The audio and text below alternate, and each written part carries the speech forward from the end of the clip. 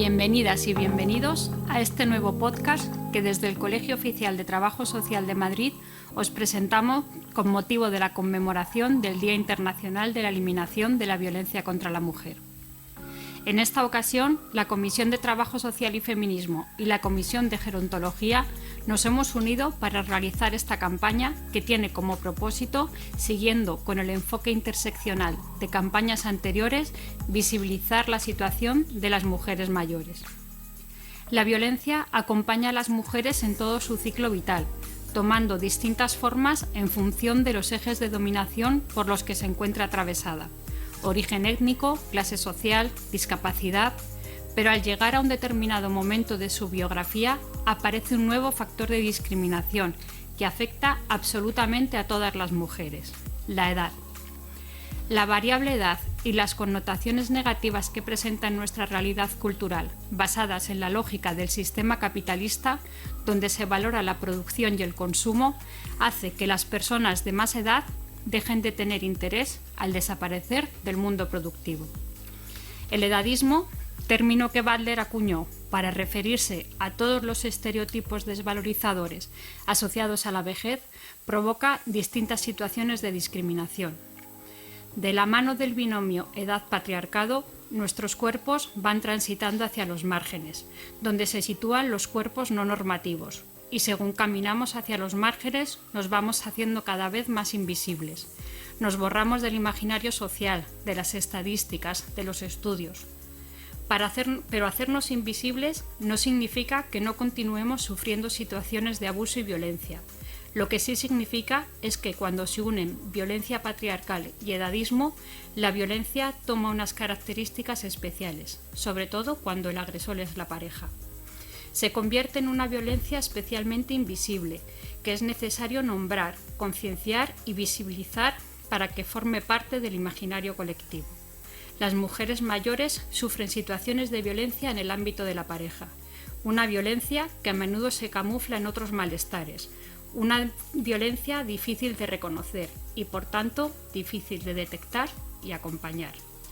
Hoy, para visibilizar las situaciones de violencia de género en mujeres mayores, me acompañan Julia Erce Mendoza, Sonia Moreno San Andrés y Rubén Yusta Tirado. Me gustaría a continuación que os pudierais presentar para que las compañeras y compañeros que nos están escuchando sepan un poco más acerca de vosotras. Bueno, y de ti también, Rubén. Así que si quieres empezar tú. Bueno, no te preocupes, que me siento totalmente integrado. Bueno, pues yo soy Rubén, soy miembro de la Junta del Gobierno de Trabajo Social, también formo parte de la Comisión de Trabajo Social Gerontológico y bueno, aunque ahora mismo me dedico a otro ámbito, he estado 10 años trabajando con personas mayores, sobre todo en temas de residencia de mayores, y toda mi tesis doctoral tiene que ver con personas mayores y con deterioro cognitivo, así que es un poco también el motivo de la presencia por aquí. Pues yo soy Sonia San Andrés Moreno, os cuento, ¿no? Yo soy trabajadora social, llevo desde el 2017 trabajando en violencia de género, acompañando a las mujeres en situación de violencia, en un programa que llevó a cabo la Fundación Luz Casanova entre el 2017 y 2022 de acompañamiento a mujeres mayores en situación de violencia, que se llamaba Hazte Visible, Hazme Visible. Y este año he comenzado a trabajar en el Centro de Día para Mujeres allá en Nirsiali, de la Comunidad de Madrid, que trabajamos también acompañando a mujeres en situación de violencia y exclusión social. Pues yo soy trabajadora social, digamos que tengo el título desde el año 90, pero desde el año 97 es cuando empiezo a ejercer esta profesión en el Ayuntamiento de Madrid, porque aprobé unas oposiciones. Así que he sido 16 años trabajadora social de base en los distritos de Carabanchel y Centro, y desde hace casi 10 estoy en el área de gobierno relacionada con los servicios sociales, que en este momento se llama de políticas sociales, familia e igualdad. Y dentro de la Dirección General de Igualdad y contra la Violencia de Género es donde ejerzo ahora mis funciones desde hace 6 años, y que están más relacionadas con lo que tiene que ver con la sensibilización, la concienciación y la prevención de la violencia de género. Y bueno, pues me defino, como no puede ser de otra manera, como trabajadora social feminista, que se ha hecho muchas preguntas desde hace tiempo en torno al poder, a cómo funciona la sociedad, por qué deja fuera a tantos individuos, cómo nos impacta eso a las trabajadoras sociales, qué malestares también nos produce, y me parece que me he nutrido de el conocimiento de varias disciplinas que respondían un poco a eso, ¿no? Sobre todo con enfoques críticos. Muy bien, muchas gracias, Julia. Pues antes de empezar a hablar del tema que nos trae hoy aquí, me gustaría que pudiésemos lanzar una reflexión un poco sobre el contexto más amplio de las violencias, porque aparentemente a nivel formal hay muchos cambios, pero eso no se traduce en cambios en el día a día, donde vemos que las violencias en sus distintas manifestaciones son algo que continúan a la orden del día. Pues, Julia, no sé si podrías comentarnos algo, ¿te apetece? Sí, puedo contextualizar un poco y decir que lo que vemos, no solo en los servicios, también en las noticias y en algunas instituciones, es que están aumentando todas las violencias contra las mujeres. Los feminicidios no disminuyen, ya tenemos más mujeres, incluso se está investigando, sí, lo de esta noche, que han asesinado también a una niña con su mamá. Es violencia de género. Llevábamos de pareja y expareja solo 52, 93 en total desde hace un año. Así que, bueno, pues los feminicidios en primer lugar, pero sabemos que la violencia de pareja en población joven y adolescente se ha multiplicado muchísimo, las violencias sexuales también, la explotación sexual se dispara y encima vinculada a la trata, así que yo creo que hay que preguntarse qué pasa, porque el patriarcado nos muestra una cara distinta y hay que desenmascararlo, ¿no? Lo que sí debemos decir siempre es que las violencias machistas son las que ejercen los hombres sobre las mujeres, que esto está muy poco en el discurso social, y yo creo que esto es lo que tiene que estar presente cuando hablamos de violencias machistas.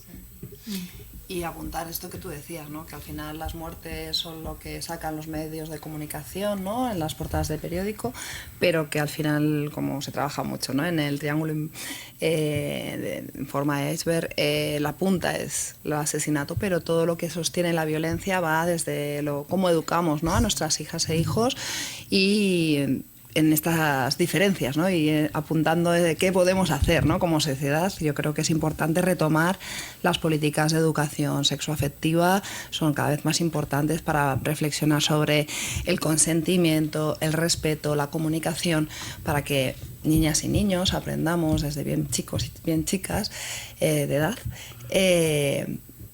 qué es esto, ¿no? De las relaciones entre nosotras, ¿no? Y nosotros. Es la única manera que tenemos de crecer en una sociedad igualitaria, en derechos y en respetos, ¿no? Y eso es la base para acabar con las violencias.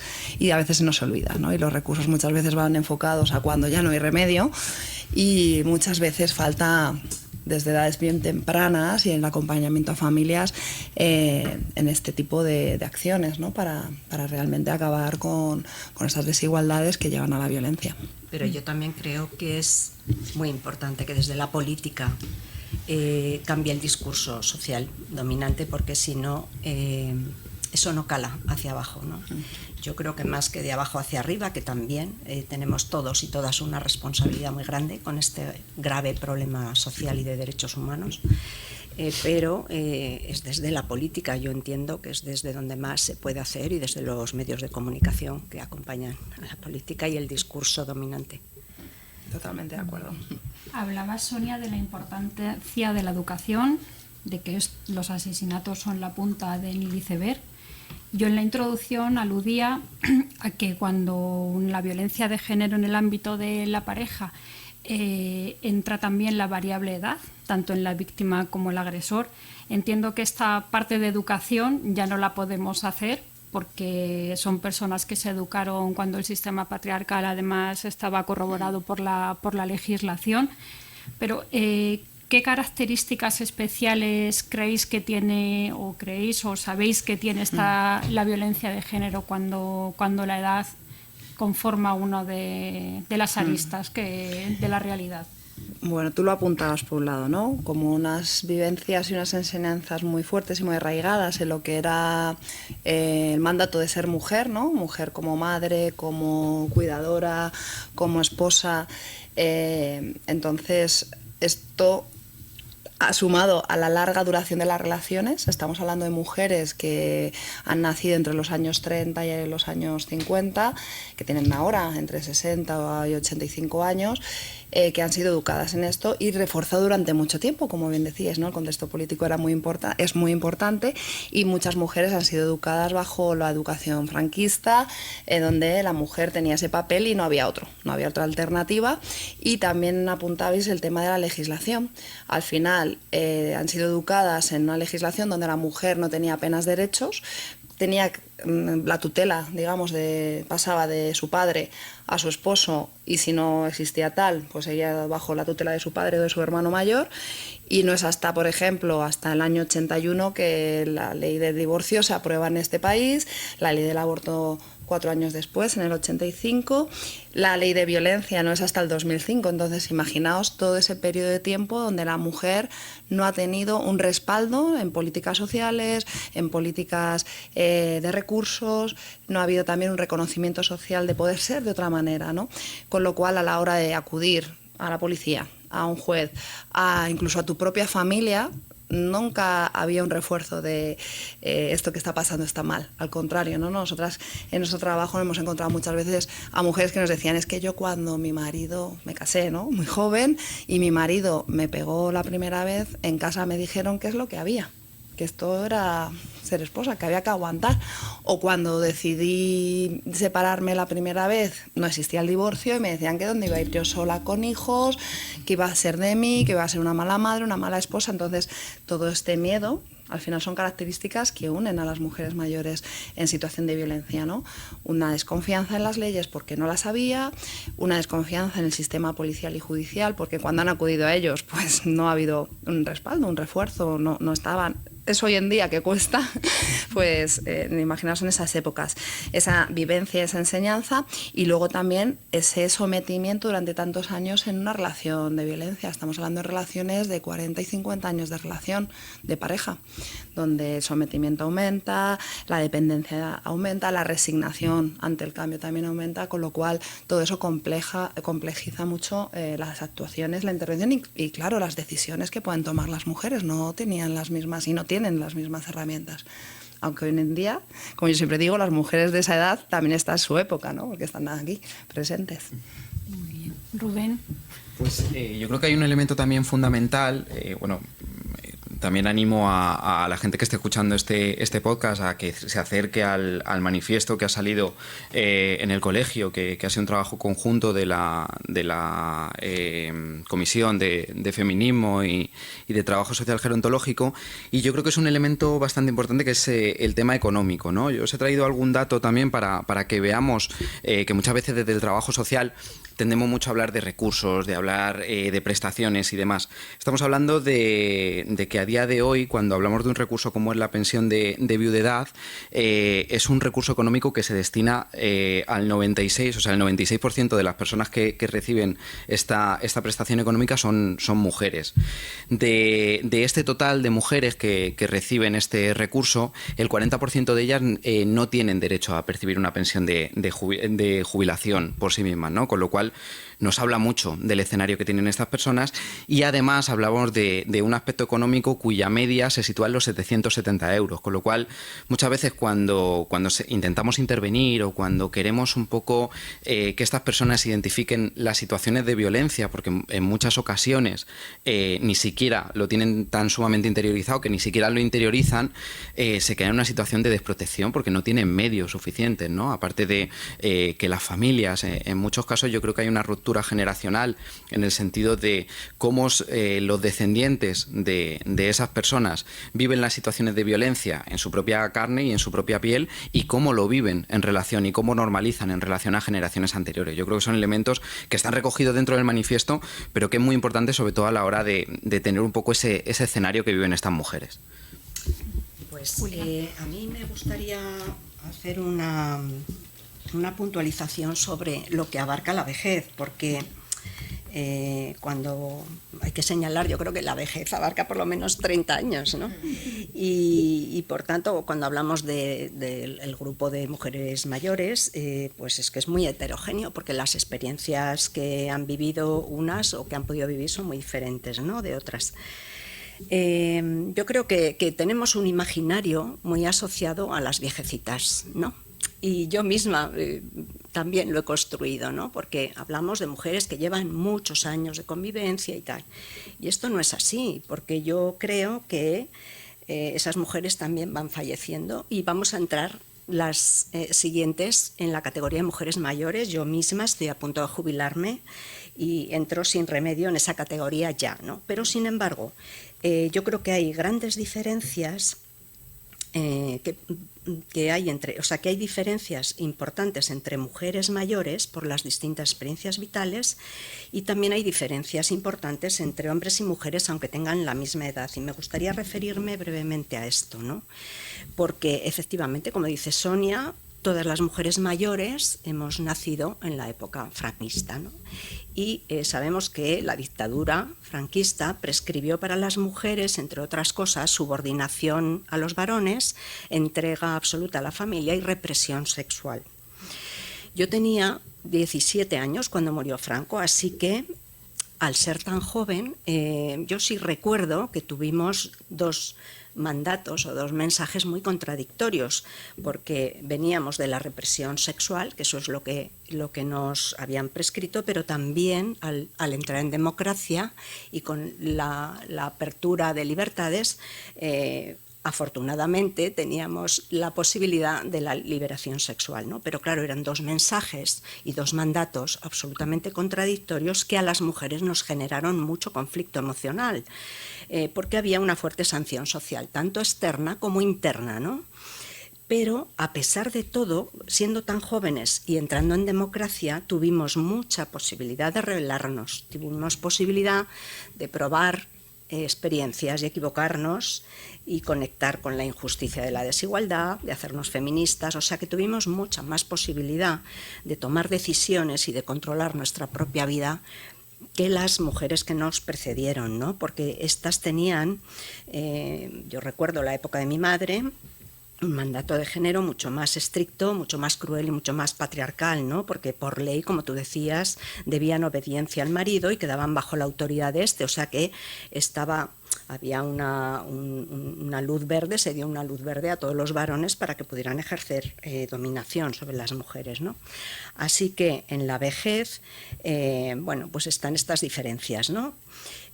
Por la diferencia de edad también y de época que nos ha tocado vivir. Y luego, en relación con las diferencias entre hombres y mujeres, pues yo creo que por nuestra socialización, un hombre, por nacer hombre, va a tener muchas más posibilidades de ser cuidado. Y yo diría también que de ser amado, fijaos lo que digo, hasta el final de su vida.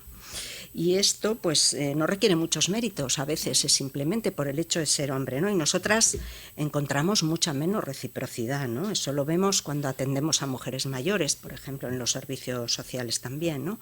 Y esto ya es una diferencia bastante injusta. Y otra diferencia también injusta que yo veo es que los hombres siguen gozando más tiempo de mayor valoración social, de mayor capital simbólico, y este capital además se devalúa mucho menos con la edad que el de las mujeres. Así que el edadismo también les afecta, obviamente, pero nosotros nos llevamos la peor parte, creo yo.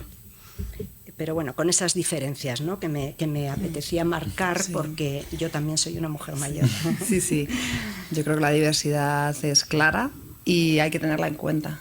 Una cosa que me ha recordado cuando estabas diciendo, ¿no?, cuando atendemos a mujeres mayores, estado de los cuidados, ¿no?, como que se sobreentiende que las mujeres no sabemos cuidar, porque nos han educado desde bien pequeñas a educar siempre hacia afuera, a los demás. Y se nota mucho cuando en servicios sociales se tramitan los servicios de ayuda a domicilio, como en los hombres puntúan mucho más, porque claro, no tienen las prácticas sociales ni individuales del cuidado y se les pone muchísimas más horas que a ellas. Esto nos protegemos las mujeres. Cuando se cruza con la violencia, esto nos hemos encontrado con situaciones, claro, cuando imaginaros, el agresor es el cuidador, ¿no?, de una mujer que encima es mayor y se cruza pues dependencia, me refiero, ¿no?, pues a las habilidades del día a día mermadas, ¿no? Imaginaros, ¿no?, el control y el maltrato doble, ¿no?, por mayor, por pareja y porque ha habido violencia. Y también ocurre al revés, ¿no?, como cuando una mujer llega a una edad en la que ya el marido se jubila, él a lo mejor entra en demencia o en un grado de dependencia alto, pero desde las instituciones se da por hecho que como es su mujer, pues le tiene que cuidar, ¿no? Entonces ese mandato que hablábamos hace un ratito, al final, claro, la culpa, el sentimiento de culpa, el sentimiento de deber, ¿no?, de deber social de la mujer aumenta y, claro, a la hora de tomar decisiones perjudica. Y retomaría también, que me ha gustado mucho este apunte que has hecho, porque en las características yo creo que tienen también las mujeres mayores, no son todas las cosas negativas o problemáticas, ¿no?, que vemos en que hay que ayudarlas, ¿no?, sino también lo que son sus habilidades y fortalezas, ¿no? Al final son mujeres que han llegado a la edad adulta, tienen más tiempo, podemos disponer, ¿no?, tienen muchas habilidades, como tú decías, las mujeres socializamos mucho más, con lo cual, salvo que hayas vivido una situación de violencia en la que el control social se haya ejercido mucho, pues tenemos más apoyos, ¿no?, amistades, familias, más facilidad de, bueno, pues contar estas cosas, ¿no? Siempre se nos dice, ¿no?, las mujeres habláis más de vuestras emociones, de vuestros sentimientos, con lo cual eso hay que también darle la vuelta y verlo como una fortaleza y exactamente, sí, un factor de protección y bueno, pues que al final se nos olvida o a veces se nos pasa de largo y me ha encantado que lo trajeras a la mesa porque me parece que además debemos trabajar desde ahí. Hablabais, me parece un apunte muy importante, que la vejez es algo muy heterogéneo, tan heterogéneo que yo cuando me he estado preparando ni siquiera en los estudios queda claro cuál es la edad de hacerte vieja. Pueden ser 60, sí, pueden ser 65, incluso hablaban que dependiendo de la capacidad económica que tengas para comprarte cremas e intentar ser joven, lo mismo te haces vieja a los 75. Yo creo que eso es un factor muy importante, hablar de heterogeneidad, porque también a la hora de poner recursos a disposición de las personas no podemos pensar que todo el mundo va a reaccionar igual o que todas las mujeres van a tener las mismas necesidades. Hablabais también como de estas fortalezas, ¿no?, de la capacidad de agencia que tienen las mujeres, que al final hablamos de mujeres con una larga relación de violencia, pero es verdad que son mujeres que han sobrevivido a esta larga relación de violencia, con lo cual tienen sus estrategias para poder enfrentar su vida y su día a día, y desde ese respeto yo entiendo que es desde que hay que trabajar. La importancia, hablabais también de los mandatos de género, ¿no?, como tanto hombres como mujeres se han educado en esos mandatos, sobre todo las mujeres pues más cerca a los 80, que a lo mejor las personas más cercanas de los 60, que ya hubo una apertura y pueden haber tenido otros pensamientos. Hablabais también de la dependencia, de la importancia o el giro tan importante, hablando dentro de esa heterogeneidad que da cuando de repente una de las dos personas de la pareja se hace dependiente. Esa obligación de cuidado al hombre que te ha estado maltratado durante 40 o 50 años, que no solamente las instituciones, sino que también el entorno valora que tú tienes ese deber de cuidadora. Y cómo romper eso, yo creo que es un punto de inflexión bastante importante, porque es una ruptura total y absoluta con lo que se espera con la que se espera de ti. Hablabais también de la dificultad de reconocerse como víctimas, ¿no?, también por estos mismos mandatos de género que no nos deja pensar que lo que nos está ocurriendo no es normal y que lo que nos está ocurriendo es violencia, no una mala relación. Sí, y que en general ninguna mujer nos gusta identificarnos como víctimas, ¿no? Entonces eso es un añadido, ¿no? O sea que tal y como está la sociedad, que te pongan la etiqueta de víctima de violencia de género, que es, por otro lado, necesaria para acceder a los recursos, socialmente es también un hándicap, ¿no? Y es una historia compleja a la hora de intervenir, de decir, es que te tienes que identificar, no, vamos a ir cambiando, ¿no? Una cosa yo siempre digo, son los términos oficiales de los informes, de las ayudas, tal, y otra cosa es cómo vamos a trabajar con las mujeres, y nosotras es verdad que trabajamos más desde el término de supervivientes, ¿no? De mujeres que gracias a sus habilidades, a sus fortalezas, a los recursos que han ido creando, se han convertido en supervivientes de esta violencia que es sobrevenida, que ellas no tienen nada que ver con ello, ¿no? No somos responsables del maltrato que recibimos las mujeres por parte de nuestras parejas o esas parejas. Y esto que hay, ante esta dificultad de una persona, bueno, en este caso una mujer, de reconocerse como víctima, sí me gustaría un poco que nos pudierais aclarar cómo podemos actuar desde los recursos, cómo podemos convertirnos en un espacio de protección, o qué carencias, Rubén, a lo mejor tú que has estado trabajando durante más tiempo, qué carencias se pueden identificar en los dispositivos para que al final esta violencia continúe tan invisibilizada y que ni siquiera las y los profesionales seamos capaces de identificarlas. Pues, a ver, yo sobre todo he trabajado en centros residenciales y muchas veces la idea que nos queda a los profesionales es que la persona ha estado durante 60, 70, 80 años de su vida viviendo una realidad que ha estado con sus relaciones sociales, con un poco con las actividades que ha ido desarrollando, y llega un momento que entra en un centro residencial por una situación de necesidad, porque son personas que ya tienen un nivel de dependencia bastante importante. Y es como si entrara en una burbuja totalmente diferente, ¿no? Muchos temas, a mí me hace mucha gracia porque hablamos mucho en trabajo social hablamos de aspectos comunitarios, hablamos de un montón de cuestiones que al final no se reproducen en centros residenciales. ¿Qué es lo que pasa? Que si ya de por sí es difícil aportar cierta normalidad a la vida en los centros residenciales, cuando hablamos de este tipo de cuestiones se convierte prácticamente en algo imposible de abordar.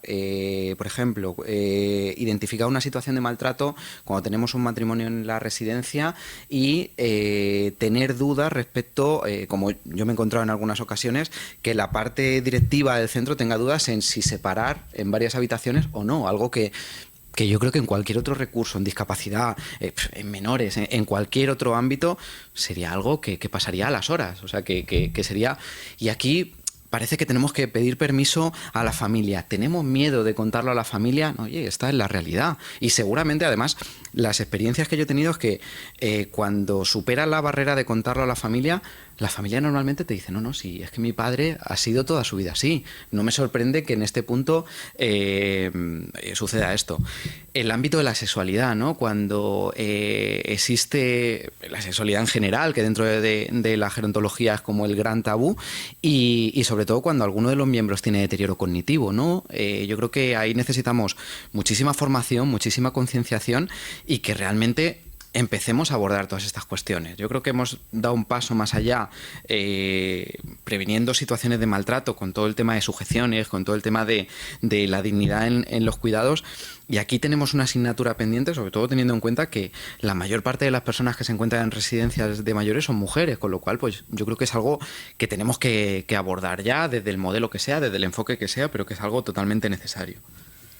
Bueno, yo intentando ver en esa heterogeneidad, ¿no? Yo quiero señalar dos aspectos que me parece que son dos factores que impiden o que dificultan muchísimo que identifiquemos también la violencia de género actualmente, ¿no? Y son dos factores de carácter estructural.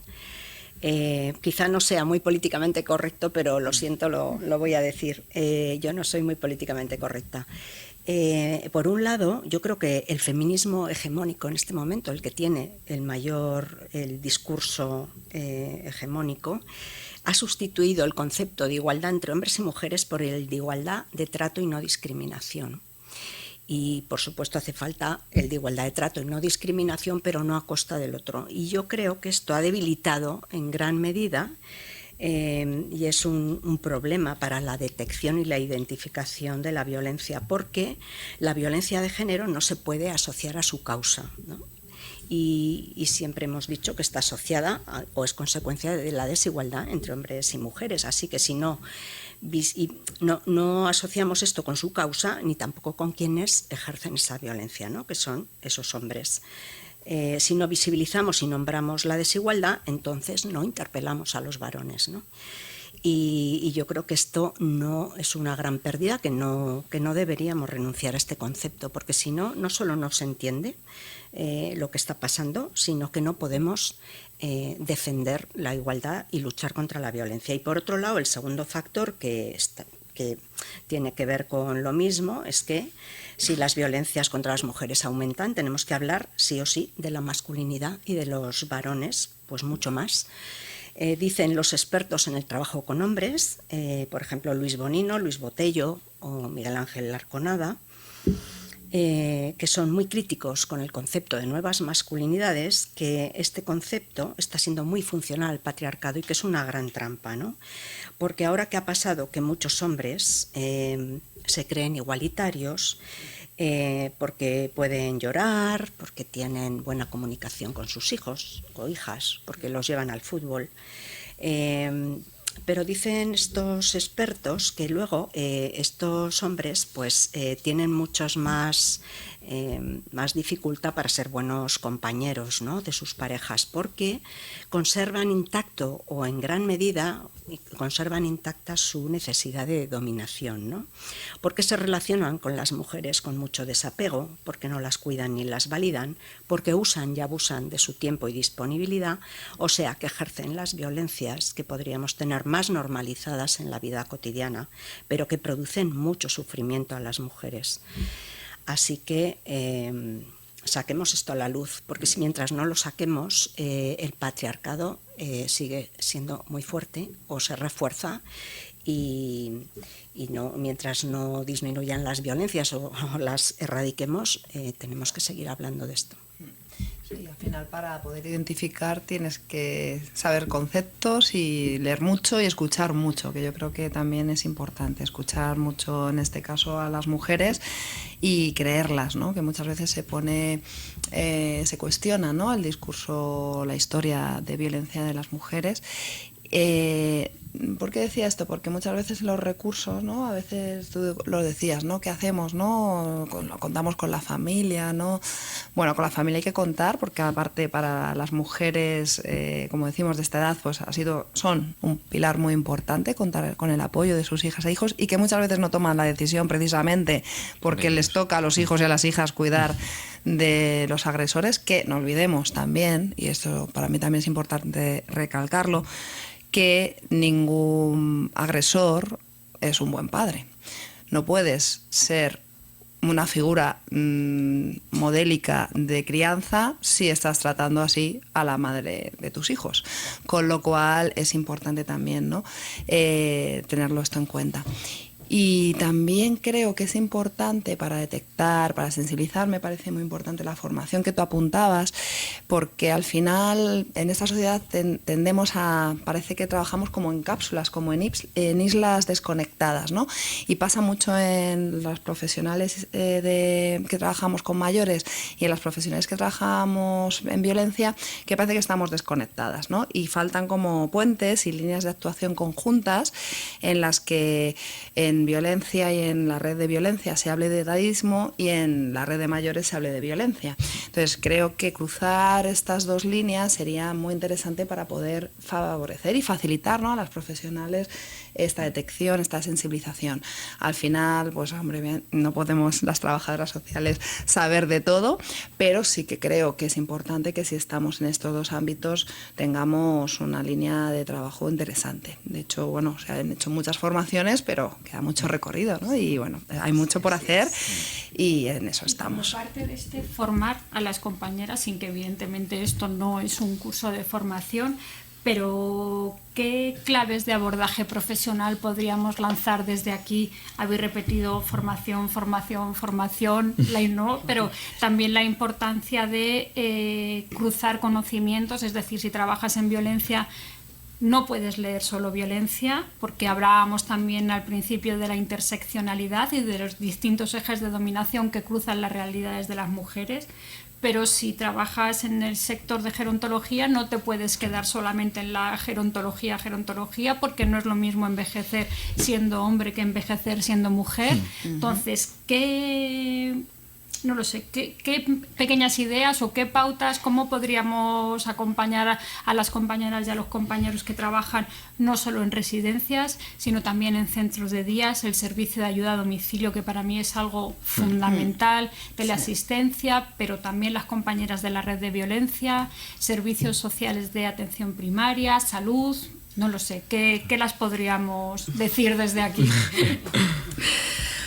Madre mía, no pedimos nada y lo pedimos todo, pero bueno, yo creo que sí que hay cosas importantes que tienen que ver al final con el trabajo social en general, ¿no? Yo creo que crear espacios de escucha, de encuentro, ¿no? Al final las personas somos seres sociales y necesitamos de las demás. Cuando tú haces grupos, por ejemplo, a mí me parece una forma de trabajar en violencia y con personas, en este caso con mujeres mayores, fundamental, que es trabajar a nivel grupal, porque cuando escuchas otras historias, te puedas ver reflejada, pues puedes identificar, puedes también buscar otras estrategias o encontrarlas. Y además yo creo que también es dar valor, ¿no?, a esto que hablábamos del relato, ¿no? Cuando tú validas en un grupo, en un espacio común, tu historia de vida, pues tener ese tiempo, ¿no? Yo creo que también a veces vamos como muy deprisa y a veces los tiempos, los recursos, las memorias a fin de año parece que nos aceleran. Se nos olvida que, como tú bien decías, Julia, la edad de la persona mayor considerada estadísticamente a partir de los 60-65 años quedan muchos años de vida, con lo cual si pensamos, creo que además sería como el rango de edad donde más podemos trabajar, porque la edad infantil pues se acaba con ¿qué? 12-13 años, luego viene la adolescencia, otros 10 años, la edad adulta, pero son 30 años de intervención, si lo pensamos, y subiendo con la esperanza de vida. Con lo cual pensar en eso, ¿no?, en un medio largo plazo de intervención, de procesos donde podamos respetar el ritmo, ¿no?, de la persona y hacerlas protagonistas, yo creo que es esencial, ¿no? Poder acompañar esas distintas problemáticas en la diversidad que hablaba Julia, ¿no?, de traer a la mesa y a la realidad que somos diversas, porque hay mujeres que vienen de procesos migratorios, tanto dentro de nuestro propio país, ¿no?, de las zonas rurales al urbano. Ahora mismo tenemos un montón de población que llegó hace años aquí y que se ha nacionalizado o no, pero que está cumpliendo años y que tiene un proceso migratorio de otros países, otras culturas, otros idiomas. Verlo como riqueza, como incorporar todo eso a nuestro trabajo, yo creo que son claves. Y bueno, pues también potenciar y visibilizar las fortalezas de las mujeres mayores en esta línea que hablábamos, creo que es esencial para el trabajo en general, en trabajo social en general, pero en trabajo en violencia, porque al final lo que tenemos que capacitar es en el buen trato. Y para eso pues necesitamos reflexionar sobre lo que nos gusta, sobre lo que no nos gusta, reflexionar sobre las relaciones de buen trato y las de maltrato, identificarlas, y para eso pues tenemos que trabajar desde ahí. Yo desde luego creo que no se puede ser trabajadora o trabajador social si no se es feminista. Así ahí está, compañera. Me parece que es imposible hacerlo bien, entender qué pasa. Yo creo que a las trabajadoras sociales, perdonad que hable en femenino por la abrumadora mayoría, que es más fácil, ¿no? Es porque es más fácil. Se nos atribuye que buscamos la justicia social, ¿no? Esto puede ser un mito también, ¿no? Pero bueno, eso se nos atribuye. Yo creo que eso significa que nos afectan o nos tienen que afectar mucho las desigualdades estructurales, tanto las que provoca el capitalismo como las que provoca el patriarcado. Así que, como atendemos a personas que son víctimas de estos sistemas injustos y la peor parte se la llevan las mujeres, no queda otra que entender algo de esto. Es que si no lo hacemos mal, seguro. Así que yo creo que nuestro trabajo en la atención, en cualquier dispositivo, pasa por darle una dimensión política. Si no entendemos toda esta injusticia, ¿no?, que se pone en juego y que tenemos que atender, ¿no?, con esas consecuencias, pues no vamos a hacerlo bien. Y, por ejemplo, la teoría feminista, bueno, a mí me ha servido mucho el psicoanálisis, ¿no?, entender un poco cómo nos construimos, por qué nos impacta tanto a las trabajadoras sociales lo que pasa al otro lado de la mesa. Pues no es solo por sobrecarga. Yo estoy segura que no es, los equipos están sobrecargados, eso es verdad, pero no es solo esa la cuestión. Hay que preguntarse por qué nos impacta, porque yo me he hecho mucho esa pregunta, me la he hecho con otros compañeros y ha sido muy importante hacérsela, ¿no? Así que la sociología, la psicología, el trabajo social crítico, con enfoque crítico, nos remueve mucho, ¿no? Y tenemos que aprender de eso, yo creo. Entonces, la teoría feminista es pensamiento crítico, así que nutrámonos de ese pensamiento de las que pensaron antes y pensaron mejor, ¿no? Sobre lo que nos pasa a las mujeres y en relación con los hombres. Así que yo creo que si no tenemos esa formación fuerte, nos hemos hecho todas esas preguntas, hemos debatido con el equipo con quien trabajamos, y hemos hecho esas reflexiones, pues por ejemplo en relación con las mujeres tenemos muchas posibilidades de revictimizarlas, de no entenderlas, de no entender por qué están en relaciones que les hacen daño, que es muy complejo, y a veces no las entendemos, ¿no? Decimos, pero ¿por qué está ahí, no? De no empatizar suficientemente con ellas y de dejar fuera de la exploración a los varones o de justificarlos, ¿no? Porque así nos dice el orden social que tenemos que mirar las cosas. Así que, como yo creo que el patriarcado se reinventa, ¿no? Para hacerse más fuerte otra vez, porque se debilita por un lado, pero encuentra la manera, sus nuevas estrategias para reforzarse también. Así que una de las estrategias yo entiendo que es que no identifiquemos, que no nombremos, ¿no? Que creamos que ya hemos alcanzado la igualdad y entonces, bueno, pues tenemos que preguntarnos todas y todos cómo reproducimos ese sistema patriarcal, qué está pasando con los varones si aumentan las violencias y también qué estamos haciendo las mujeres o qué no hacemos, qué hace el feminismo, qué hacen las políticas feministas y en qué nos equivocamos. Todo eso nos lo tenemos que preguntar mientras esto siga así, ¿no? Así que dejemos de hablar tanto de las mujeres y de las víctimas y empecemos a mirar qué pasa con esa masculinidad, ¿no? Y hablemos más de los varones y de su implicación en estas violencias también. Sí, no, yo es que iba a decir, claro, a raíz de esto, ¿no? Que al final estábamos, bueno, yo lo he hablado en muchos foros, ¿no? Que al final poner el foco en ellos, ¿no? Al final los agresores, porque al final estamos como los recursos para las mujeres, que no voy a decir que no, o sea, digo que falta toda la otra parte, hablábamos al principio, ¿no? Falta toda la educación afectivo-sexual de consentimiento, respeto, entendimiento de igualdad entre hombres y mujeres desde la base, pero luego también falta la reparación. Tú hablabas de injusticia, claro, al final el patriarcado es injusto, la violencia es una injusticia y por eso crea culpa, por eso crea dependencia, porque al final tú estás sintiendo algo que no deberíamos sentir, ¿no? Pero falta la reflexión, ¿no? Dentro del grupo yo siempre invito, ¿no? A mis compañeros tanto de trabajo como de vida a que reflexionen, a que reparen, a que se esfuercen, porque al final no es, como bien decíamos, las nuevas masculinidades de voy a expresarme, voy a aprender a compartir lo que siento, que sí, que es importante también, ¿no? Pero no, voy a saber que por el hecho de ser hombre tengo unos privilegios y que renunciar a ellos va a ser difícil, va a ser costoso. Y hay que sacrificarse, compañeros, porque nosotras llevamos muchas décadas sacrificándonos, ¿no? Necesitamos el apoyo de aquellos hombres que quieran avanzar en esto, pero también necesitamos políticas, como tú bien decías, Julia, que pongan el foco en los agresores, porque al final el recorrido que tiene que hacer una mujer desde que decide no ya denunciar, que eso sería como ya el paso último, cuando decide llamar a una puerta de una vecina, de un familiar, descolgar el teléfono, llamar a un 016, el contarle a una vecina, a una amiga, a una trabajadora social, a una enfermera lo que le está pasando, es un hecho y un acto de valentía, pero es el primer comienzo de un camino bastante complejo y complicado, porque además los recursos no son suficientes.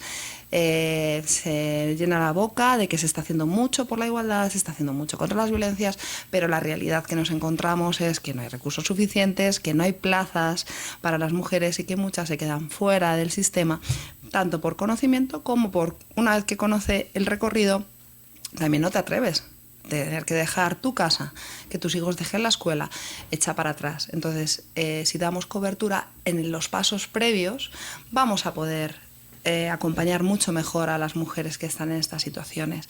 Si dotamos de recursos a las entidades, a servicios sociales, que está saturado, la red de violencia está saturadísima, como tú decías, no solo las compañeras estamos saturadas en nuestro día a día, sino que además faltan recursos, o sea, tenemos lista de espera en todos los recursos sociales. Llámese violencia, llámese vivienda, llámese ayuda económica, con lo cual hacer ese recorrido volvemos a revictimizar porque estamos una y otra vez haciendo que las mujeres pasen de despacho por despacho, de entidad, de recurso, contando una y otra vez su historia. Y eso hay que evitarlo. Y para eso necesitamos una política social fuerte que apueste realmente por solucionar los problemas y no poner tiritas en la punta del iceberg. Exacto, totalmente de acuerdo. Sí, yo creo que sobre todo a la hora también de identificarlo, ¿no? Un poco que estábamos hablando de consejos, dos cosas muy, muy rápidas. El primero de ellos tiene que ver con llamar a las cosas por su nombre, ¿no? Y yo creo que es tremendamente importante que superemos los filtros que tenemos en los diferentes ámbitos, que no pasemos una situación de violencia cuando la identifiquemos por el filtro de la gerontología, por el filtro cultural, por el filtro de la nacionalidad, y yo creo que eso es fundamental, eso dentro del trabajo social. Y luego también un poco al hilo que poco a poco va saliendo el tema político, yo creo que también tenemos que aceptar el reto, o sea, tenemos que ver a día de hoy, yo creo que estamos en el punto, yo creo que donde la sensibilidad política está en su punto más álgido. Ahora mismo yo creo que hay ciertas cuestiones que incluso da cierto vértigo comentar, ¿no? Incluso tomando una caña o en cualquier foro que te encuentres, ¿no? Y yo creo que esto es algo que tenemos la obligación, sobre todo las personas que estamos totalmente concienciados con esta idea de feminismo, yo creo que es algo que tiene que superar a la política. Yo creo que por mucho que se esté intentando hacer un buen uso o un mal uso del término del feminismo y que al final no lo estén poniendo en ciertos aspectos para que estemos totalmente a favor o totalmente en contra, yo creo que tenemos que superar eso y tenemos que empezar a pensar en el feminismo y en estas situaciones de las que estamos hablando como algo que va mucho más allá de ello, ¿no? Algo que supera a los medios de comunicación, a los programas políticos, a esa corriente, ¿no? A mí, sobre todo cuando hablamos de violencia de género, a mí me llama la atención una cosa, y es que estamos yendo para atrás, los datos siguen ahí, las víctimas siguen ahí, las denuncias siguen ahí, y encima tenemos desde hace 8 o 10 años una corriente de pensamiento que cada vez está más presente, que está empezando a ser totalmente lícita en nuestra sociedad, ¿no? Que antes no teníamos y que creíamos que estaba dormida o que había desaparecido y que estaba esperando un poco a que se le diera un poco altavoz, ¿no? Y aparte tenemos que luchar contra ese tema, con lo cual pues yo creo que recoger un poco el guante, intentar llamar a las cosas por su nombre y también acercar a estas líneas de pensamiento que beben de esos beneficios que te puede traer pues estar totalmente en contra de este tipo de corrientes y que al final nos está afectando a todas y a todos. Pues, ¿qué haríamos entonces en abordar la dimensión política como algo fundamental en nuestra intervención para entender por qué la realidad es así, para que estos hombres que nos acompañan puedan atender a sus dividendos patriarcales y reconocerlos y saber que existen, llamar a las cosas por su nombre para que no queden en un eufemismo, dar valor al relato, algo que también me parece fundamental, pararnos, escuchar, intentar no pensar en las 15 personas que tenemos después en la lista de espera y en los montones de papeles que tenemos por todos los lados, para ser capaces de escuchar, en definitiva, lo que en salud dicen que es atender a la biografía y no a la biología. Y para terminar, y para irnos con un buen sabor de boca, yo lo que os pediría ahora, porque sé que lo habéis hecho, que muy brevemente podáis contarnos esas buenas prácticas en las que cada una o cada uno habéis participado, que nos permite abrir una ventana a la esperanza y ver que nuestra profesión tiene una validez para intentar modificar la situación. Quien queráis. Bueno. Mira, si queréis, además como a mí me ha tocado la parte del colegio, yo creo que ahora mismo se está cerca de cerrarse el ciclo de esta Junta de Gobierno, y yo creo que uno de los principales avances que hemos conseguido tiene que ver con la creación de la Comisión de Feminismo. Yo creo que el trabajo que hace ese grupo de compañeras, todo el hecho de poner al trabajo social como una disciplina, como una profesión referente en todo lo que tiene que ver con la lucha por la igualdad y a la hora de identificar todo este tipo de situaciones de desigualdad, yo creo que al final es algo que nos pone en una posición muy, muy positiva, ¿no? Como trabajadoras sociales. El manifiesto que acaba de salir, ¿no? Que también demuestra que no solamente la Comisión de Feminismo, sino que es una comisión que puede trabajar de forma transversal, que se puede centrar en diferentes ámbitos, en este caso la gerontología, pero estoy seguro que tiene muchas más vías abiertas. Yo creo que es una situación positiva para sentirse orgullosas y para sentirse orgullosos de pertenecer a esta gran familia del trabajo social, ¿no? Sobre todo por la parte del colegio que a mí me toca. Bueno, yo creo que la experiencia que he tenido en estos años que estuve en el programa de Hazte Visible, Hazme Visible, creo que para mí es la mejor práctica que he tenido de intervención en violencia de género con mujeres de más de 60 años, y ha sido crear espacios propios, la verdad. Ha sido crear espacios seguros, espacios con una continuidad en el tiempo mediana. Hemos estado con mujeres que hemos trabajado y podido intervenir durante 5 años hasta que se ha cerrado el proyecto. Un espacio de desarrollo personal donde mostrar la diversidad y trabajarla desde todos los ámbitos, ¿no? Desde la escritura, las imágenes, las metáforas, dando espacio, ¿no? A todas las formas de expresión que al final las mujeres tenemos, y recogerlas, ¿no? A nivel grupal. Y como decía, ¿no? Que al final cuando las mujeres se juntan, pues ocurren cosas maravillosas, y estos grupos pues lo han sido, ¿no? En estos años, y en sus palabras pues es donde yo recojo ese reconocimiento de que ha servido, ¿no? De mujeres que han logrado salir de relaciones, de mujeres que aun estando en relación han logrado encontrar su espacio propio de revisión sobre su identidad, sobre las cosas que le gustan y no les gustan, reivindicar sus espacios en otros lugares. Al final es un tiempo de trabajo común que, bueno, si dispones de ello, pues es para mí una muy buena práctica, ¿no? El poder disponer de tiempo y tener una compañera maravillosa como ha sido mi compañera Cristina en estos años, donde hemos podido conocer mujeres que nos han hecho ver toda esa diversidad de sabias, de experiencias de vida, de fortalezas, de sueños, ¿no? Porque a veces pensamos que se llega a una etapa de la vida que no hay más que hacer, ¿no? Y sin embargo yo he conocido mujeres que querían aprender chino porque su hija había adoptado a una niña de China y quería aprender chino, o mujeres que querían montar en globo antes de fallecer, o mujeres que se habían ido a la India y se habían montado en elefante, pero también mujeres que han recuperado la confianza en otras, ¿no? Para volver a tener amistades, al final tener un espacio donde entrenar de nuevo habilidades perdidas por la violencia sufrida, y poderse atrever a volver a los centros culturales, a los espacios de mayores, a poder hablar con sus hijas de la situación, o a identificar con quién no hablar, que también es importante a veces. Así que eso os cuento. Bueno, y en relación con mi trabajo y con el Ayuntamiento de Madrid, al cual todavía puedo representar un poco, ¿no? Porque me quedan unos días para trabajar ahí.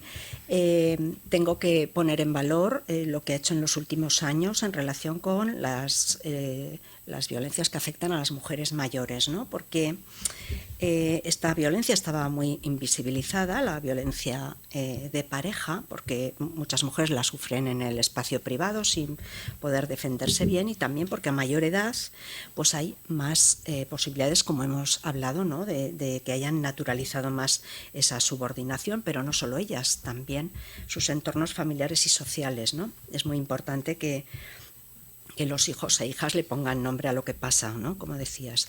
Y yo creo que hubo 2 hitos, ¿no? O 2 momentos que fueron muy importantes en el ayuntamiento y que hicieron posible este cambio, este camino que se inició de visibilidad, de reconocimiento y de apoyo a las mujeres mayores víctimas, ¿no? Una fueron en la anterior legislatura un documento que firmaron los grupos políticos, que eran las 21 medidas prioritarias para erradicar la violencia contra las mujeres, que había medidas específicas en relación con las mayores, ¿no? Y sobre todo aquellas que tenían otros factores de discriminación que añaden vulnerabilidad, que tú has mencionado ya, Sonia, la discapacidad o la clase social o el hecho de ser migrante. Así que hicimos la campaña de 2020, que fue el año de la pandemia, se dedicó a las mujeres mayores víctimas, se encargó un estudio para conocer mejor esta realidad, para identificar problemas para la detección, ¿no?, de las violencias. Se han diseñado formaciones, hemos hecho formaciones también dirigidas a los servicios de atención domiciliaria.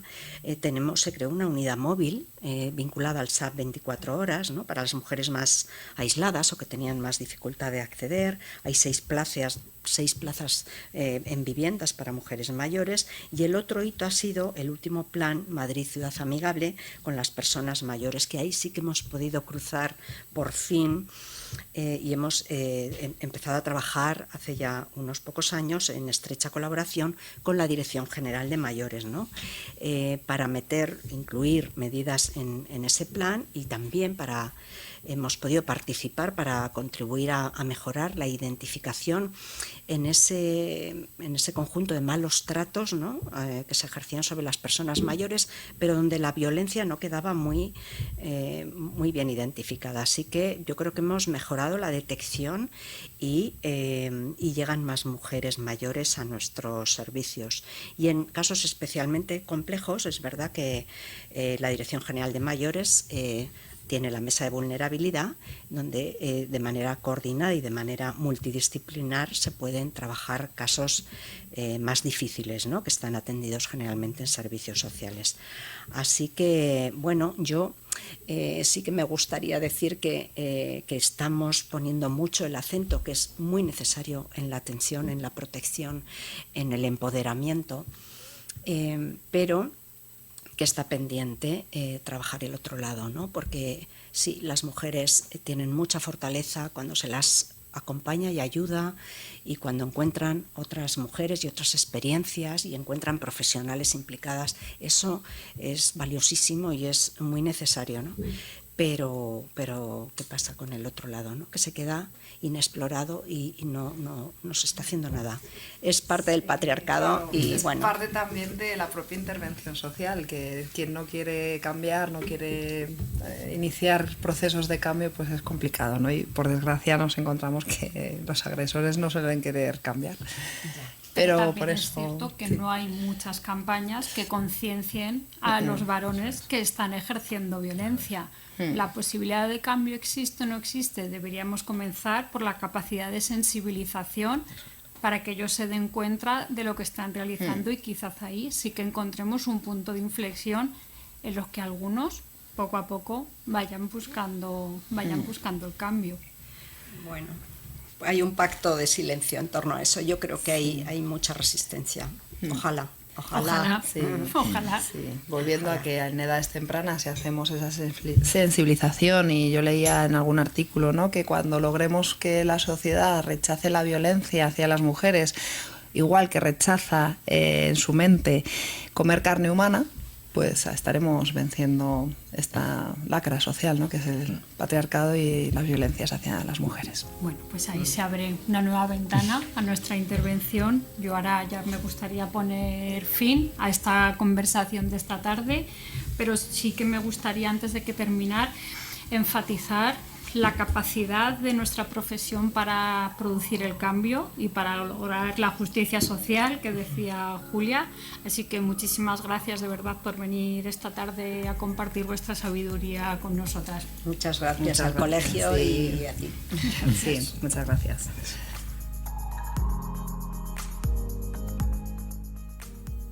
Hoy hemos hablado con las compañeras Julia Erce Mendoza, Sonia San Andrés Moreno y Rubén Yusta Tirado sobre violencias de género en mujeres mayores. Gracias por escucharnos.